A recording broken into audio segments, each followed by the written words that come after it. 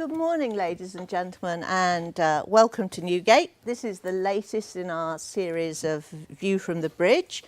I'm Deborah Saw, Chair of Newgate, and I am going to be chairing today's discussion. And today our focus is on the retail sector, and 2018 has been incredibly challenging year for retail. Well, some retailers, some of whom we've worked for. The high street is experiencing its worst year on record. In-store sales have declined for the 8th month in a row. So does that matter? Well, I would suggest it does matter, as our country is based on household consumption. 65% of our GDP is based on household consumption. If consumers don't spend, our economy's in trouble. So, but for every loser, there's winners. For every House of Fraser and Mothercare, there's a Next and a Primark and an ASOS and a Boohoo. And let's not mention Amazon. Apparently, according to a piece of research, I think it's 50% of retailers can't sleep at night worrying about Amazon. I'm worrying about the other 50% who aren't worrying about Amazon. So, are we witnessing a seismic change in retail, or just the survival of the fittest? Are our high streets going to be tumbleweed, or can they be revived as something different? Have we fallen out of love with shopping? And what can the Chancellor do to help on the 29th? To answer these questions and lots more, we have an expert panel, although unfortunately, but understandably, Luke Johnson is not among them. He may be thinking he's going through his own personal retail Armageddon, but hopefully he'll pull it off. So, Kate Calvert has been the head of retail at Investec since 2013 and has been covering the sector for 20 years. As an analyst, and she actually started her career in Safeway. I did, yeah. So she knows what she's talking about. Yeah.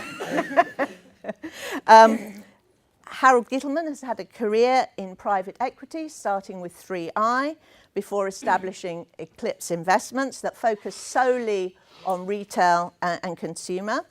Until 2016, he was CEO at Europe and a main board director at Flamingo International with duty-free operations around the world. This is what's known as captive retail. If you're stuck on a cruise ship, you may feel that you're captive, but at least you could shop. Harold is now chairman of 5 private companies. And finally, and thanks to C2C, Jonathan Ely, retail correspondent of the FT. He's been retail correspondent since April, so he's had a really busy time. Previously deputy head of the Lex column, and before that personal finance editor. And he recently chaired the Future of Retail conference, so I'm sure he has lots to share. So I'll ask our speakers to make some comments on the current state and future of retail, and then I'll throw the meeting open to your questions. If, when you do give a question, you could tell us who you are and where you come from, that would be great. So, without further ado, Kate. Right, morning everyone. I think picking up the fact that retail for a very long time has been the survival of the fittest is important. And I think it's also very important to focus on the fact that there are some success stories within retail. But without a doubt, I think retail has been an industry that is full of constant change and evolution. Certainly the most important thing is understanding what your customer wants and being close to your customer and giving them exactly what they want. And we are going through quite a perfect storm that, to be honest, started back with the financial crisis. The consumers, from an economic perspective, are still struggling and having to prioritise where they spend their money. And as a result, this is putting pressure on the top line for the retailers. I think the other thing that also happened during the financial crisis is the internet really started to take off. Because if you actually go back to the beginning of the early 2000s with the tech bubble, I was then told that it was the end of retail at that point in time. And here we are in 2018, and we still do have a retail sector. So I think the only constant really within retail certainly is the change that's going on with it. And with the dramatic shift online, retailers are having to be very focused on their cost base.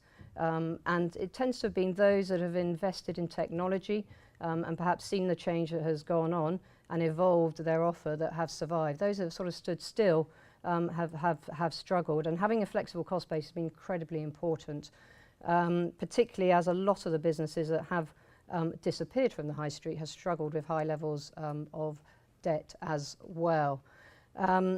I think the other thing is that there have been a lot of pressures coming through from regulation and also from government. The national living wage has had a dramatic impact upon the profitability of these businesses, as well as the fact that as we've gone through Brexit, the shift in sterling and the devaluation of sterling has had a big impact upon the input prices that a lot of these retailers are having to deal with, because most of them do source certainly from Asia. So you've got that double whammy at the moment really of a very weak top demand, of top line, and also significant cost pressures coming through that is putting profit on the pressure on the profit. And I think the thing going forward from here is that retail probably is going to be a less profitable business going forward, because one thing that technology has brought in is transparency of pricing in the marketplace. And I think the key thing now for retailers going forward, certainly those on the high street, is more the experience side of it, and making shopping as interesting as possible and fulfilling some of the demands that the consumer has to be inspired realistically. Harold. Thank you. I agree with all of that, and actually I would like to give you just 1 minute on my experience of building a captive retailer, because I think it proves that actually finding and winning the consumer's mind is key to success. So I invested into Dubai and a small business in Bristol that ran shops on cruise ships, and when I joined them they were selling, you know, things that you might run out of during it. And it was very clear after a while that actually we had dwell time that no other retailer could dream about. It took me a long time, it took me 13 years, I didn't do it overnight. But actually building a proper consumer proposition to a captive audience showed that actually if you capture their minds, if you capture their hearts, if you actually re-engage with them, and of course it's very easy when the Queen Mary is crossing the Atlantic for 5 or 6 days and you're open all day every day and your staff get the opportunity to engage with the passengers rather than actually have to sell them something immediately. Our occupancy costs were very high, the risks were very high, but actually we eventually persuaded the cruise lines to start sharing some of the data on who the passengers were. And actually once you worked out who they were and what their profile was, and you started talking to them, you started designing something for them. And actually we even got to the point where we knew where they shopped at home. And increasingly over time, they weren't shopping anywhere at home. They were either in catalogues or perhaps in a local village, but actually most of it was coming online. And you can imagine the age profile of who's on a cruise ships. And the cruise lines themselves were very surprised. And this led to a huge fit out and CapEx program, where we actually designed something with the passenger in mind, because the profile of passengers is very narrow on a cruise ship. And sales took off, and our embedding in those concessionaire contracts was also much safer. So since I left that business, having sold it to Flamingo, a duty-free operator, I've been talking to lots of other potential captive audiences, where the landlord perhaps doesn't realise the power of who they've got going through with them, how long they're there, what the dwell time might be, how you might engage with them. So we had a very large fine jewellery and watch business, and of course you're not going to part with a very big investment sum of money if you're just kind of passing a high street, unless it's a very well-known brand. But if you look, for example, at Bicester, where it's absolutely full all of the time, you're producing, and I know a lot of the visitors are foreign, but you are producing a proper retail immersive experience where people are coming. They could buy most of the products online, but there is something of an engagement there, and there is something of them rummaging. So on Queen Mary, when she crossed from Southampton to New York, We used to have, and Cunard absolutely hated this, but we used to have lots of tables outside the shops, and you came along and have a rummage. And Cunard pushed us very hard to take them away because it was devaluing the Cunard brand. Actually, it was very, very clear that this was, from the research, that this is what the passengers like to have because they had no opportunity at home ever to come along and have a rummage. I take responsibility for Mencap's retail operation currently as part of my non-for-profit activity. And actually even there, in the charity world, you can see that actually people you wouldn't expect to still like to come and have a rummage. So my view is that if you find the right consumer proposition, you truly engage, you really invest, you really study and understand who they are, what they want, how you're connecting with their holiday experience, actually there's still a successful business to be built. I'm not saying that fit all the businesses that have failed from the high street, and obviously one of the biggest issues is availability of capital, which Kate and I were just talking about. The chances of you getting funded a 3-store business that wants to roll out to 30, I would say is very, very limited. And I say that with great authority because I speak to people trying to do that most weeks. So the availability of capital is a huge issue because people have seen on the private equity side that their portfolios are lock jammed with the retailers they have got. They can barely IPO them, there's certainly no trade sales. Their cost bases are too high as a result of their predominance on kind of retail space.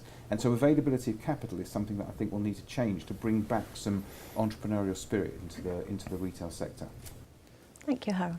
Jonathan. Okay, well, I think as Kate alluded to, there's been a bit of a perfect storm in retail for the past few years. Retail sales overall are not growing as much as they were, so the overall pie is not getting much bigger. And of course, within that, a larger slice of that pie is going to online retailers, particularly for what might be termed convenience purchases. So this is a bike light that I've just fished out my pocket. I bought this on Wiggle for half the price I would have paid at Evans or Halfords, and that's a typical kind of utilitarian purchase. I need this now, order it online, it shows up in a couple of days, job done. In conjunction with that, retailers have seen their costs rise, apprenticeship levy, national minimum wage. Obviously the business rate revaluation in 2017 resulted in a very sharp uplift in some parts of the country in business rate overheads, and I dare say we'll be hearing more about that on the 29th of October.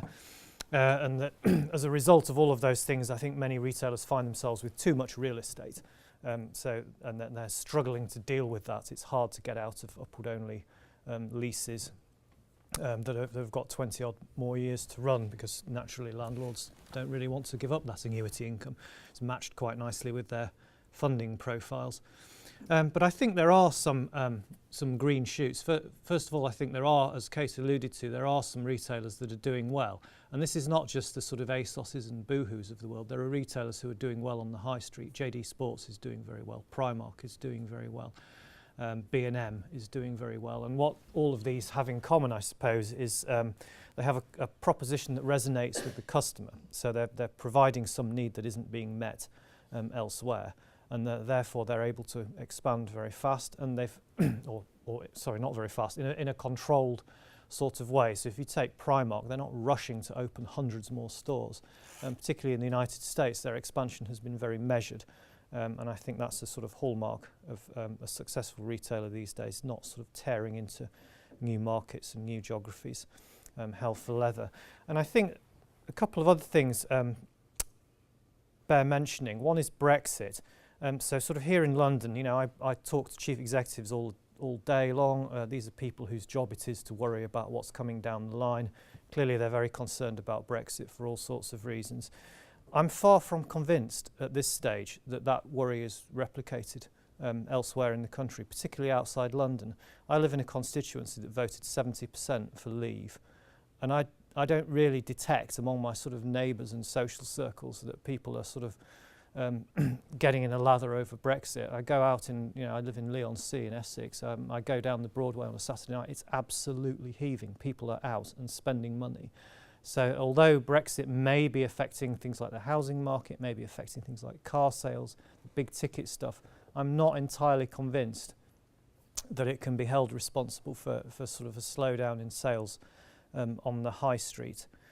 And the other thing I think is that I think in terms of high streets and the rejuvenation of high streets, I think you're seeing a very different policy response from local authorities to the one you might have seen 10 years ago. 10 years ago, if a Marks and Spencer's or a Woolworths disappeared, there was a lot of hand-wringing and wailing, and it would be like, how do we get it? Now we need Marks and Spencer's in here, or we need Debenhams to move in, or some other sort of big chain multiple. I think the penny has dropped in town halls up and down the country that there's basically hardly any retailers that are looking for new space now.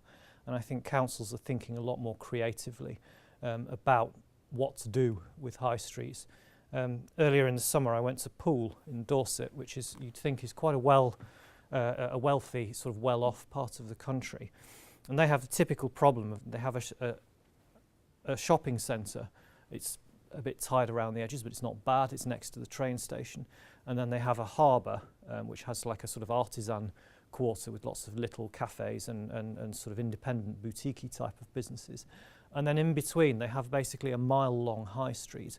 And the further you go down that high street, the more vaping shops and betting shops you get. And I spoke to a couple of councillors there who are quite open about the fact that basically we need to take this middle section of the high street and turn it into residential or do something else with it, because it's just far too big and too long to support the number of retailers that historically it's supported. And I think that marks quite a sea change in attitudes. It'll take a while for the consequences of it to feed through. We'll probably need more changes in the planning system, but I think there's a lot more realism generally about the number of shops that we need. And indeed, you see this in the BRC stance. They sort of say the future of retail is fewer but better shops, fewer but better jobs. And I think we will get there eventually, although there'll be some more pain on the way. Thank you. Right, okay. Over to you lot. Don't be shy. So, things are not quite as gloomy as we might think. But of course, this isn't just a UK phenomenon. I mean, Sears went into Chapter 11 yesterday. After 100 years of retail, I was intrigued to find out that at the beginning they actually sold cocaine and opium, which might have revived the pioneer spirit. But you know, Macy's is shutting down stores in the US, so this isn't just a UK phenomenon.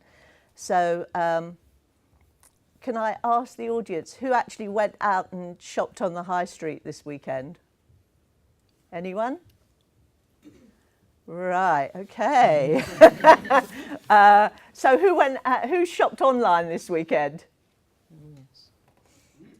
Yeah, I think that kind of, me too. I think that kind of puts the issue into context. So, Louise. Can I ask a question for Kate? I work here at Newgate and I work a lot in the retail sector. Well, what's your take on excessive discounting that a lot of the retail industries have got into a trend of over the last few years, and it's as if they've got to discount to keep up with their competitors, but is really affecting their bottom line? How do you feel that will pan out in the next couple of years? Yeah, I think there's a couple of things going on. Probably over the last 5 years, most retailers I talk to have tended to order less and less each year in anticipation of the fact that there isn't going to be much top-line growth. Certainly, over the last year, we have probably had one of the most unprecedented levels of discounting, in the words of John Lewis, over the last 10 years. And partly I would put that down to the fact that there were quite a lot of retailers in distress, and that in the run-up to Christmas last year, the weather was far from ideal. So whilst we had a reasonably cool September that started to kick off the autumn-winter ranges, when it came to October, it was pretty hot weather. Obviously not as hot as we're probably enjoying this year, but it was hot weather. And I think the problem for retailers is that if they don't get their sales going in October, you suddenly start to panic about the amount of stock that you have going into Christmas. Now, last year we did have House of Fraser, for example, liquidating its stock basically because it needed the cash. And that did have an impact on other retailers within the high street. We've also had a number of players that, you know, things like Gap is always on sale, for example, and they don't seem to have learnt yet. But there are a number of retailers around the edge that have caused a problem. I would argue for the industry. Admittedly, a lot has been done over the last 10 years in terms of improving supply chains and the efficiency of those supply chains. There's a lot more ordering within season. And, historically it used to plan your ranges a year in advance. Now you can deliver stuff in a matter of weeks, if necessary, to it. But I think it is certainly one way that some retailers try to make themselves stand out, and it tends to have been more around the middle market. If you're more of a branded product, it hasn't really helped, because if you start discounting, that devalues your brand, realistically.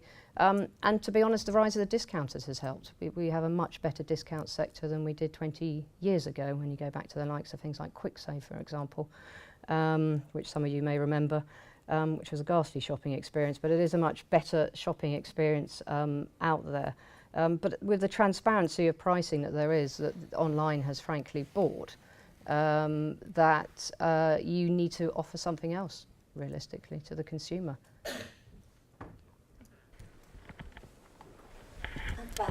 Hi, I'm Alina, work for Newgate. Have any of you heard of Truva, the online marketplace for independent boutiques? And if you have, do you have any thoughts on this phenomenon? I have, because they were at our Future of Retail conference. Their CEO Mandeep Singh was a speaker. I have heard of them. They've raised a lot of money in venture capital. They seem to be expanding in a lot of places. I think that the week that I saw Mandeep, they'd just started in Berlin, which is obviously a sort of very funky, tech-savvy city to be operating in. Their shtick is that they basically go to a physical retailer with a very limited amount of space and say, hey, we can help take you to a much wider audience, which seems to me like a worthwhile thing from the retailer's point of view. One thing I haven't quite got my head around is what advantage they offer vis-a-vis, say, Amazon Marketplace, which has vastly greater reach. And I haven't answered that question to my own satisfaction yet. I mean, I think it's a clever platform.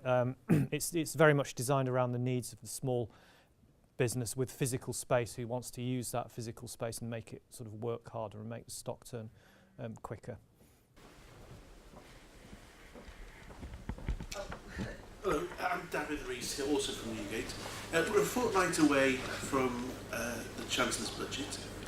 Lots of talk in Brussels, Westminster and Washington, that it's time to do something about the big US tech giants. Are you in favour of taxation on digital platforms? And if so, do you think that, like for example, the EU seems to be moving towards a tax on 3% of total revenues is an answer? Right, who's going to take that on? I'll have a go at that. I'm not entirely. I can't make a case for taxing online revenues or the revenues of online retailers per se. I think it would be a mistake. I think that online retail is popular. I mean, the reason it's growing fast is because people like it. It's fast, it's cheap, it's convenient, it saves them money.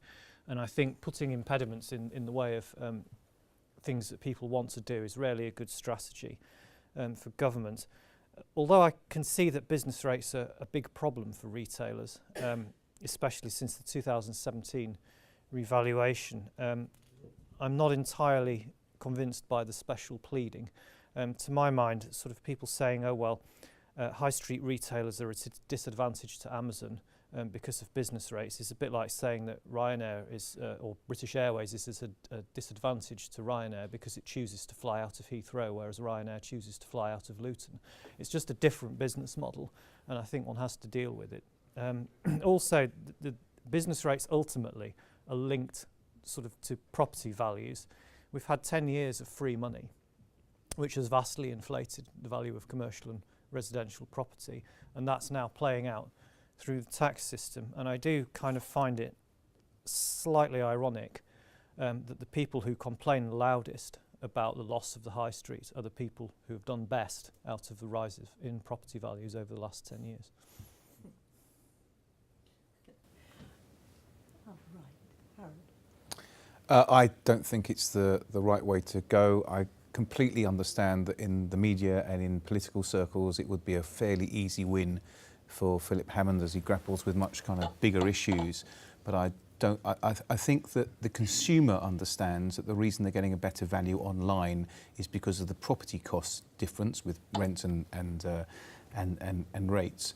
Whether the taxation structure being different would make a difference to the consumer or would make the consumer less or more likely to shop with somebody who's not paying their fair share of UK tax. I just don't think it's the right way of tackling the problem. As you say, I think it's a different business model. Now, the rest of you who aren't working for Newgate, I'm very impressed with my colleagues' questions so far, but it would be really nice to have a question from someone who doesn't. Gentleman in the front. Hi, I'm Nick Cotton, I'm an investor. The fact that most bricks and mortar retailers are now selling online, and I hear they don't make any money selling online, and indeed now they've got less people through their shops. They've got their fixed costs which aren't being saturated by revenue from their shops, and they're selling online, which is barely profitable, if not loss-making. What is the future for bricks and mortar retailers with that backdrop? Well, there are retailers who do make money online. Obviously, the margins currently don't tend to be as high as the bricks and mortar business. Part of the solution is investing in technology and having a single view of your customer. I think the importance very much from bricks and mortar, and one we shouldn't forget this, that something like 60% of online orders are collected within store.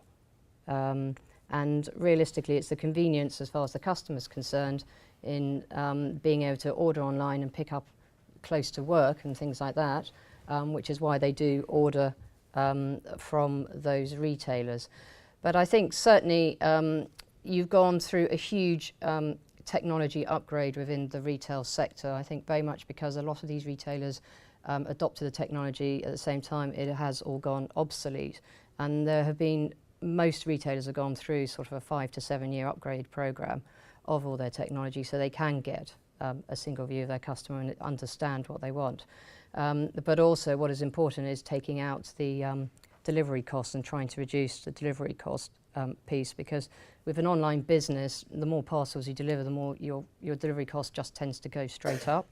And one of the things the retailers have been doing, as I said, is promoting the pick up in store piece, because then they can send multiple parcels via their own trucks, hopefully, to the store and help try and keep some of that distribution cost down. And also what they would hope to do is that when the customer goes into store, they might pick up another item as well. So we are seeing improvements come through in the profitability of the online businesses for the retailers. But it's taking time while their systems work out, and they invest in those systems and upgrade them to get that out. The founder of Ted Baker says that he makes more than half his profits online now, and that physical retail is permanently diminished. And he says that just to echo those points, your level of engagement with your customer and your detailed knowledge of them grows enormously online, which has a huge value going forward. But he thinks also the most important thing is that there's been a generational cross of the Rubicon, where people over 50 do order online, but do find it a bit of a faff when they have to take it back to the post office and stand in queue. The younger generation, the fashion-conscious generation, don't feel that at all. It's hit them at the right time in their evolution, and he thinks they are permanently changed as consumers who are very happy to order 3 things and send 2 things back. He thinks that last mile delivery costing issue is being worked on all the time, but really it's the profile he's gaining and the loyalty to the brand. Of course, in profitability terms, he's not paying a retailer a margin in terms of selling directly online. So he genuinely believes that the future of his business is with retail hugely and permanently diminished as an important distribution channel for him. The other way you can make shops pay a little bit better is by using them as quasi-warehouses. I mean, several retailers are starting to experiment with doing that now. Next is starting to sort of, it has large warehouses that fulfil its online demand, but it's starting to use the stores as well I was talking to Superdry yesterday. They're introducing RFID into their stores. Several others use that, so they have a very precise view of the inventory in each branch, and they can sort of monetize. They can use that to fulfill online orders if they can't be fulfilled centrally as quickly. It's just a way of working the asset base a little bit harder. Thank you.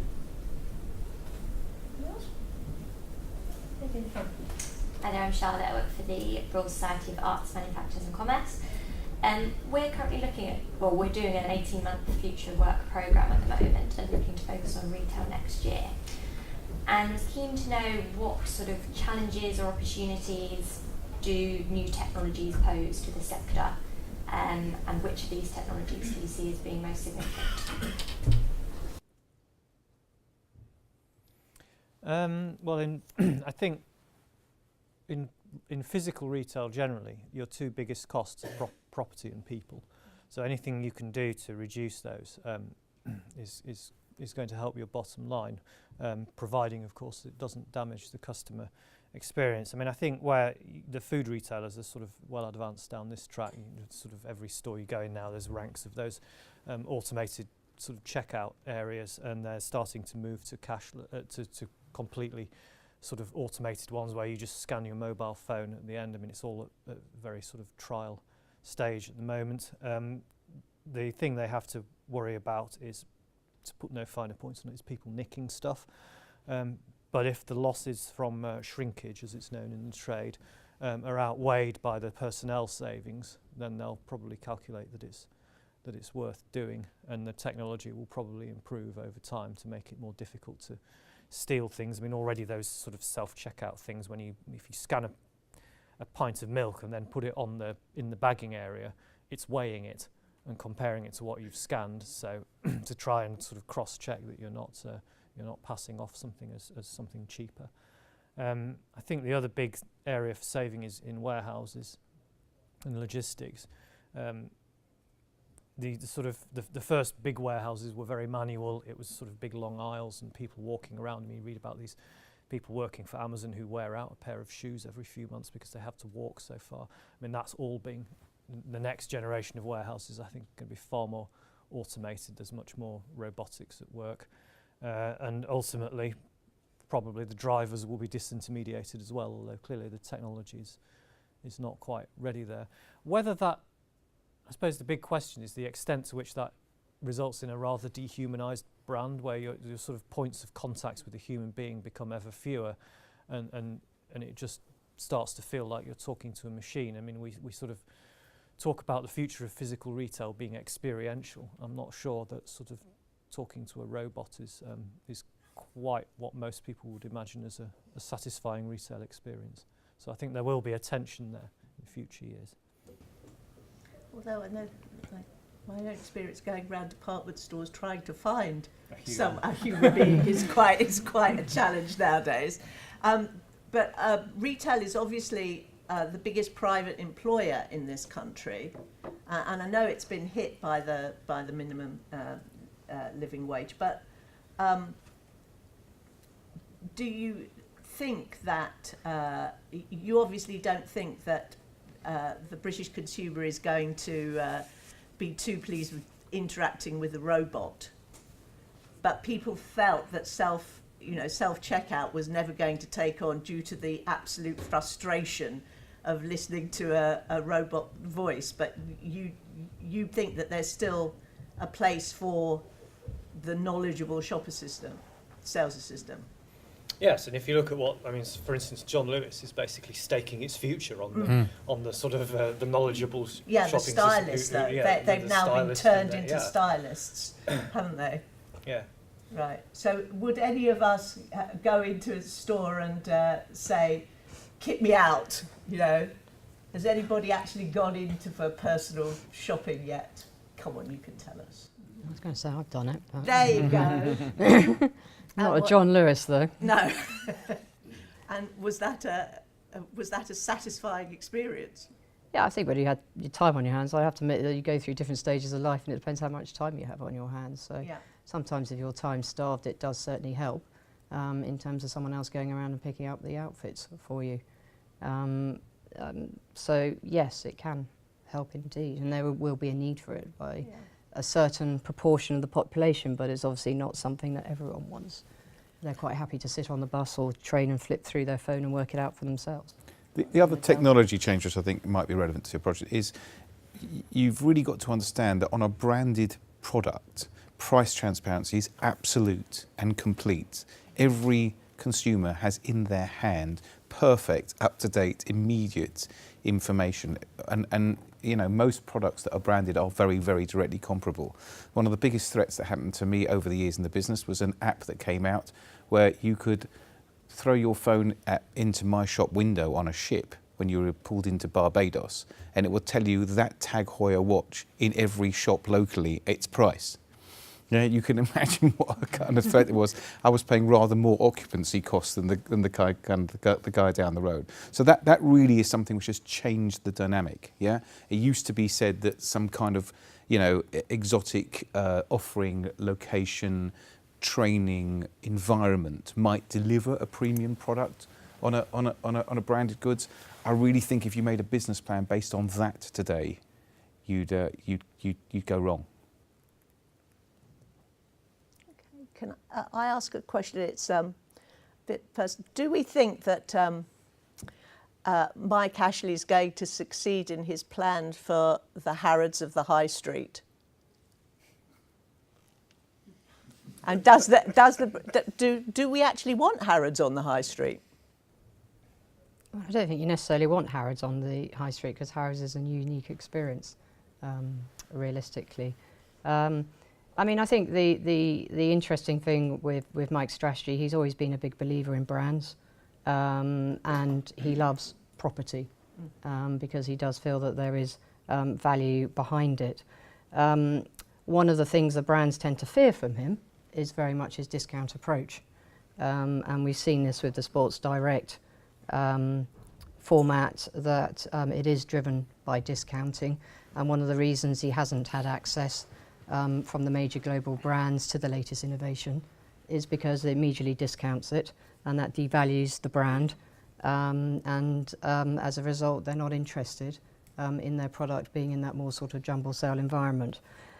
So the reality is that going in and taking House of Fraser, he's now got to decide how he's going to go to market, if it's going to follow a discount approach. I don't think he'll have much success, because that's not what Harrods is about, but if he can go for a more elevated proposition, it may well work, but I think he's still got to bring some of this experienced stuff into the store to try and keep customers in there, because dwell time is quite important. So I think time will tell, but one thing I do think would be key is he has to go as a full price retailer. I would echo that. I sold my business as a premium because I had access to luxury brands in all the categories that we operated in, and the purchaser did not. And you have to really understand how jealously brands guard their distribution. And I would say he's probably a total anathema to most of the brands that are in Harrods. His track record in uncovering value in brands which were previously considered to be virtually dead, is very, very impressive. But that's not the same as now shopping at the top end of the Premier League brands, and whether they'd want to do business with him, and whether they guard very jealously how he traded them. And they're not indifferent. They monitor it incredibly carefully.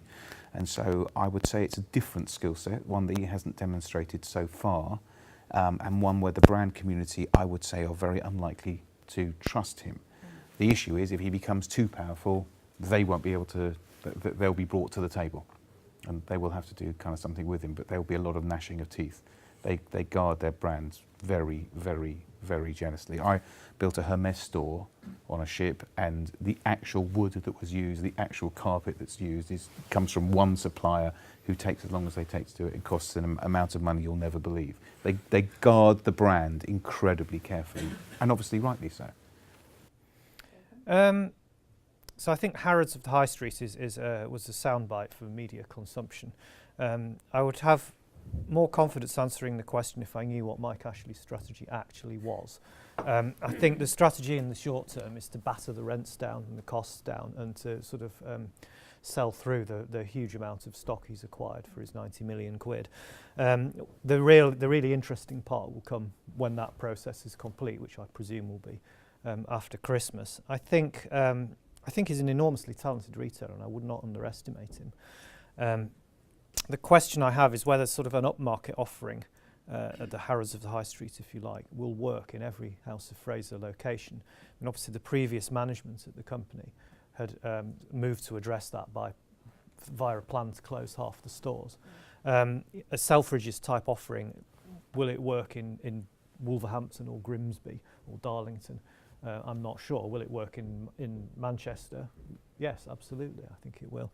And I think it will be interesting to see how he sort of varies the offer to match the location. I mean, to Harold's point about the curation of the brands, yeah, I think that's absolutely spot on. When you talk to luxury retailers, lots of them are sort of expanding their own store estates, particularly because of their experience in the United States, when you're trying to create a luxury aura around your brand, and Nordstrom has got it on half price 3 blocks down the street. It's a bad experience. Already there's stuff on Twitter that sort of shows Lee Cooper jeans next to a Boss concession in House of Fraser. I can't imagine that going down very well in Germany. So I think he'll have to be very careful how he curates the brands. I think a lot of it will sit with Michael Murray, who's the sort of head of elevation at Sports Direct. He's a bit of an unknown quantity as a retailer. He's a property guy. Really. So I think there's an enormous amount of questions, and there's questions about bandwidth as well, because obviously Mike operates with a very tight-knit team that he's known for a long time. They're stretched across Sports Direct and House of Fraser now, potentially Debenhams maybe at some point in the future. So I think there are questions around management, and I think that's reflected in Sports Direct's share price lately. Well, maybe he'll he talks quite a lot about going private again, so yeah, he's also said he's not planning it in the past, so who knows? Who knows what goes on in Mike's mind? Well, he's always good for copy though, isn't he? Yeah. Right. It's Rafe at Newgate. How important is staff incentivisation and training? It's going to impact clearly on the bottom line of staff costs, and some major issues being talked about. But if you actually incentivise staff, you're not necessarily going to create the Harrods of the High Street and across every shop, but they're going to be much more responsible for what they're selling and for the company they work for. And is that going to be the way forward? Well, I was in a unique position where training was central to everything I did. I probably invested as much in training as I did in anything else. But I had dwell time, and most retailers are crying out for dwell time. And if you've got dwell time, you can spend 2 days asking them if they enjoyed the last port before you start saying, actually, I've got something that matches what you're wearing beautifully.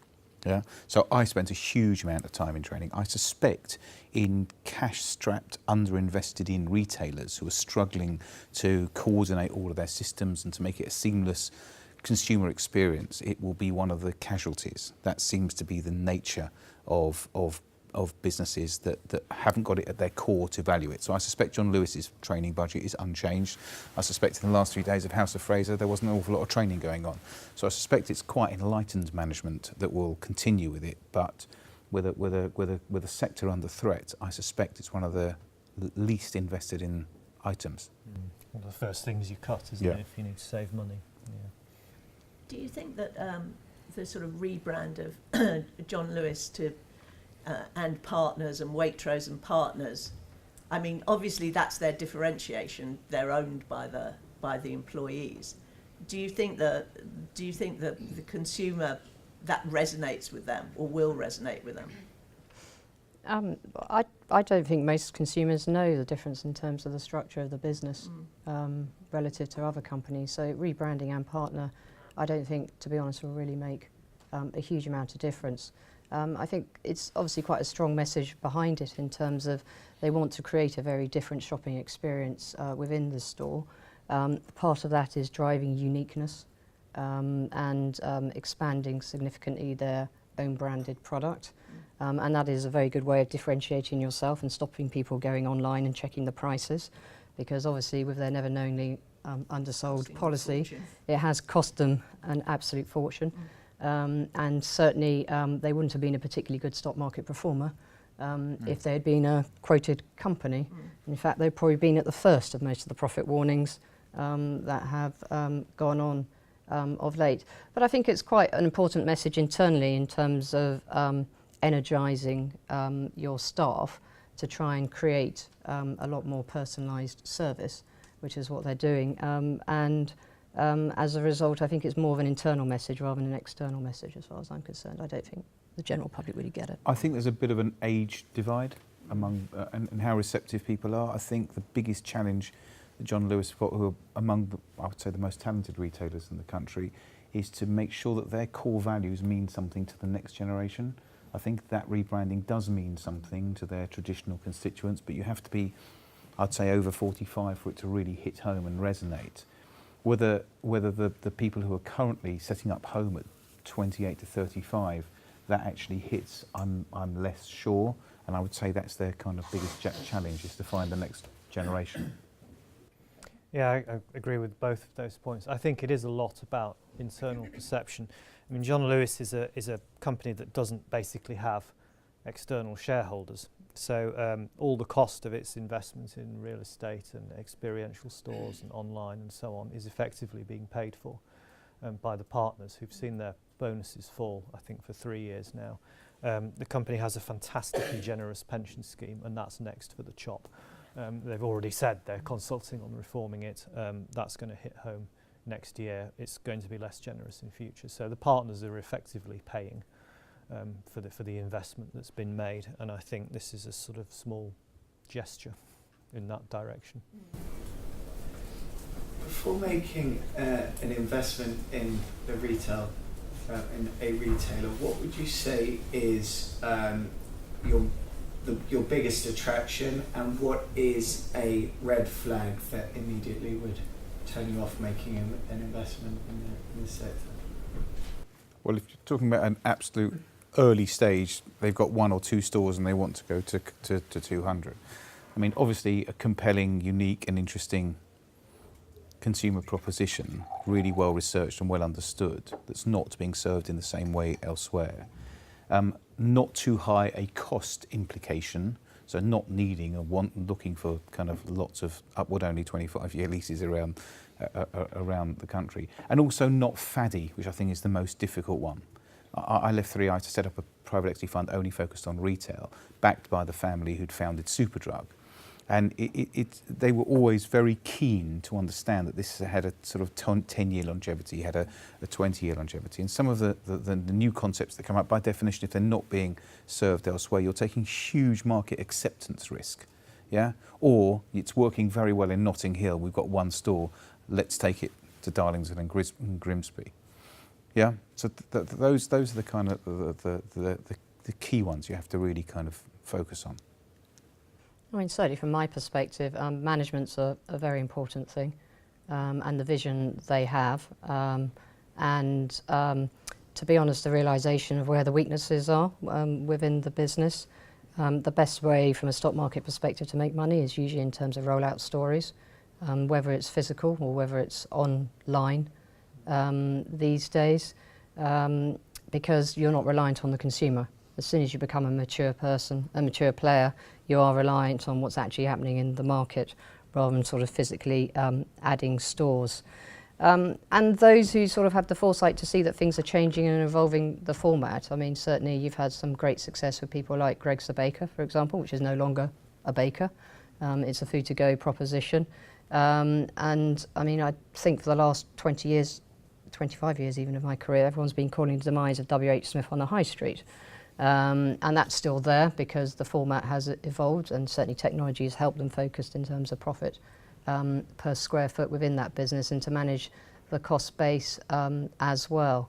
I think in terms of red flags, it tends to be things like highly leveraged businesses. And then that's also the off-balance sheet stuff with the lease liability as well. And I think the most important thing you have to focus on, to be honest, at the end of the day, is cash flow. Cash is the most important thing. Yeah, I think it's hard to disagree with any of that. It's very difficult, I think, to pick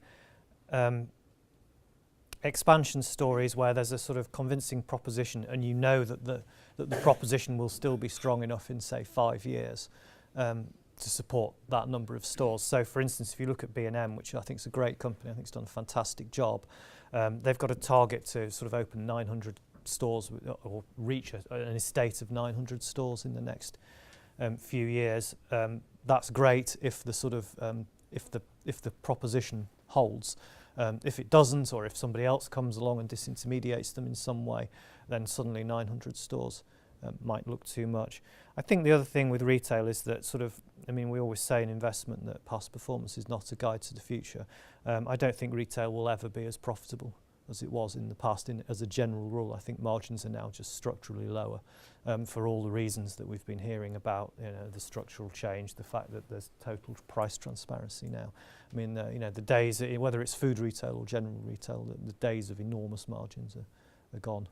Well, we never had enormous margins, but you know, we really are at the stage where only the very best run retailers will survive, I think. Guy Smith from Newgate. Jonathan, you touched on the fact that councils were thinking more creatively about what they do with town centres. I see more frequently that councils are buying properties, they're even buying up shopping centres. Do you think that's a growing trend, and if so, do you think they could catch a cold? They're putting taxpayers' money at risk? Yeah, many debates with our property correspondent Judith Evans about exactly this topic. I think it kind of depends why you're doing it. So, for instance, Essex County Council has bought a retail park, but it's not in Essex; it's in Yorkshire, and basically they've bought it for the income, for the rental income. It's an investment. I think that's slightly risky, or more than slightly risky, because basically you're reliant on all sorts of things going right hundreds of miles away for your investment to be good. If you look at what's been done in Canterbury, where the local authority has basically acquired control of the Whitefriars shopping centre, which is in the town centre. Obviously, Canterbury is a medieval city, so the town centre isn't going to change much in the coming years. Its fundamental layout is as it was in Chaucer's day, probably. I think that is potentially defensible if you get someone in who knows what they're doing. I think they have appointed a sort of a professional services firm to sort of help them with the management. It does give them a lot more control over the offering. It allows them to think like a shopping centre owner and curate the offering, perhaps in the way that someone like Shaftesbury does in the West End. There is, though, I think, there's a long tail of really sort of rubbishy retail assets, and I do worry that councils will be hoodwinked into being the buyers of last resort for a lot of these. It's Christine here from Newgate. We are about to hit the most aggressive trading period of the year, Christmas. We know that, and from historically, we know that it's been coming later and later for retailer. If you had a crystal ball, who in your mind would be the winners and the losers of this year's Christmas?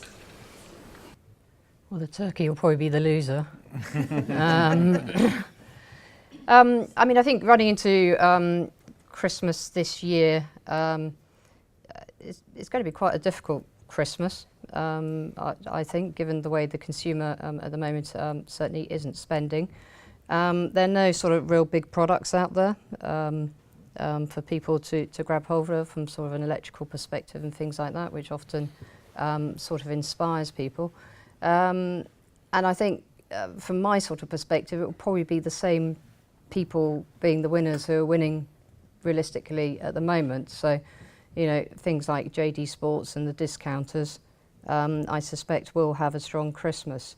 I think the one thing for sure is I'm not sure it's going to be as discounty this year as last, and I'll probably eat my words at some point, because of things like House of Fraser and a number of other of the clothing retailers having gone into administration and some of the capacity going out. But no, I mean, I think it will continue to be an online Christmas, and I think, as I said, people like discounters and JD Sports and those products which the consumer wants will be the winners, really. It's difficult to get visibility on where the overhang of stock lies as well, with all the administrations that have gone through and all the sell-throughs. It's very, very difficult. Obviously, the brands themselves whose product's being sold, they're not passive in all this. They're very actively involved in kind of managing the stock situation as well. So you can't really see what's going on up the chain in terms of what has been manufactured, because it's difficult to see what visibility they've got. I'm amazed that there isn't more consumer impact from Brexit uncertainty already in. No one really talks about that. I can't believe that people feel as assured as they seem to in a world which is as uncertain as I think anything we've kind of faced for decades. Obviously Brexit might be a little clearer by Christmas, but I think it's where it is will have a very big effect on consumer sentiment. I'm saying that hesitantly because it hasn't already, and I would have thought it would have done, but by then I would have thought it'd be a big factor. I think every year retailers say they're going to be disciplined on pricing, and they say that they're going to manage Black Friday better, and so on and so forth. But somebody always blinks in the end. I think it would be hard for this Christmas to be as bad as last Christmas. But that said, I think some retailers, and Debenhams is the one that springs to mind, I suppose, have made a bit of a rod for their own back by being on sale so frequently that basically consumers go in there, and unless they are on sale, they don't want to spend anything. So I do worry a bit for Debenhams this year. I think they need to have an okay Christmas at the very least, or else they could be facing big problems next year.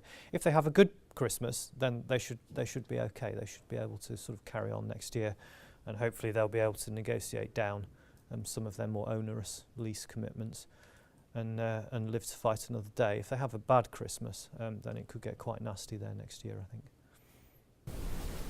Right, last question. Stephanie Creed from Taylor Westing. I'm an employment specialist. I was just wondering, we've touched on a couple of the employment sort of issues that are facing retailers, but equal pay is one that seems to be on the horizon. I was just wondering to what extent you're seeing retailers taking that on board, and if it is a concern they're taking on board, what are they focused on? Is it cost, is it brand implications, or is it something else? I think that most retailers would be quite sensitive about the issue, because I think they don't think they've got a problem. So certainly brand protection would be highest in their mind. But the ones I speak to genuinely believe that the sector doesn't have a particular issue. It's a sector which has employed everyone for a very long period of time, and because of the flexible return to work contracts, it's probably the statistics can often suffer because you've got a disproportionate number of part-time female workers, but the people that I speak to don't believe that there's an issue. Right? Agree. And you're not seeing a distinction in terms of warehousing staff and store-based staff and that kind of dichotomy either, particularly for retailers who have that model? Well, there is a court case at the moment going through and an action going through, so I think it'd be rather dependent on what the outcome is. And you're seeing retailers watching that court case and sort of keeping an eye on if it's something on their radar? Yeah, I think retailers are, want to protect their brand. They don't want to be the one who gets into the press when something goes wrong. You've seen that from other retailers with problems in the warehouse, Sunny taking over the pages and them always being accused of it. I think that most HR departments I know of are hot on most of this stuff because you've got to protect your brand. It's hard enough getting a customer to come through your door at the moment, let alone giving someone an excuse for not coming through your door.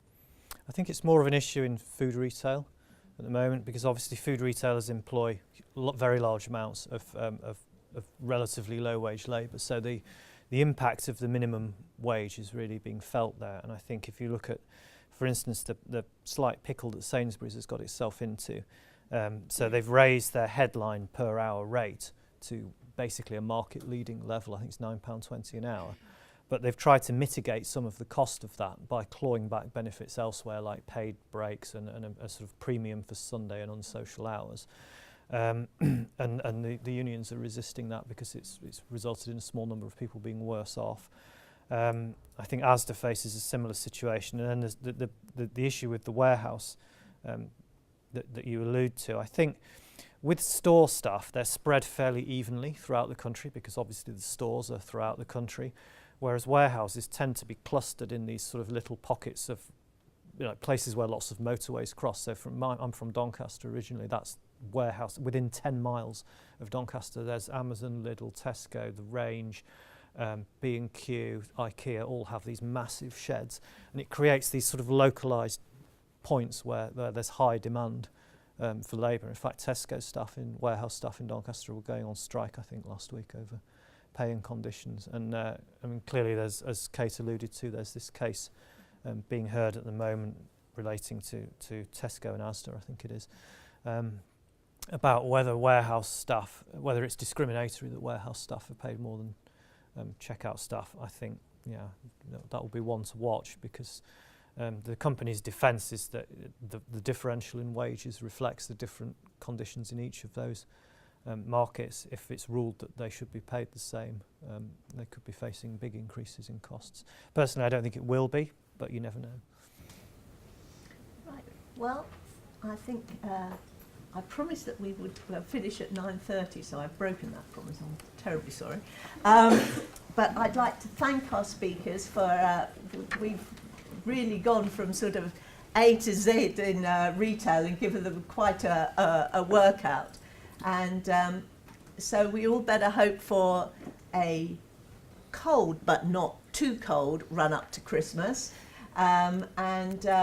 Hopefully all the retailers can, in the words of the Chief Executive of Debenhams, bring joy back to the high street.